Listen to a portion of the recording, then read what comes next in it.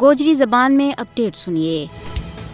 ایک پاس ہے خواتین کا عالمی دن کا موقع پر حسب معمول بھارت میں خواتین کا حقوق کا حوالہ نال لمبی چوڑی تقریر اور بلند و بانگ دعویٰ کیا جا رہے ہیں۔ دوجے پاس ہے بھارتی فوج نے بھارت میں بالعموم اور کشمیر میں بالخصوص سوانیاں کا حقوق کو جنازو کٹ دیتا ہے۔ گزشتہ 34 سالاں تو جڑو سلوک بھارتی درندہ صفت فوج نے کشمیر میں سوانیاں کے نال کیو ہے، اس کی تفصیل جان کے پتھر کو دل بھی پسیج جائے گا۔ کشمیری سوانیاں نہ جنگی ڈھال کا طور پر استعمال کی جا رہی ہے۔ کشمیری سوانیاں نہ صرف مسلسل چھاپاں، تشدد اور اونا کا پیاراں کی گرفتاری، گمشدگی کے ذریعے ذہنی اذیت دوچار کی جا رہی ہے، بلکہ 1989 تو ہون تک 11,263 تو زیادہ سوانیاں کی چادر عصمت نہ پامال کی جا چکی ہے۔ بھارتی ریاستی دہشت گردی کا نتیجہ میں پچھلا 34 سالہ میں 22,973 تو زیادہ سوانیاں بیوہ کی ہوئی ہے، جن کا خاندانہ ناکردہ جرائم کی سزا دیتی گئی۔ ہون وہ 22,973 تو زیادہ بیوہ سر کی چھتری تو بغیر در در کی ٹھوکر کھان پر مجبور ہے۔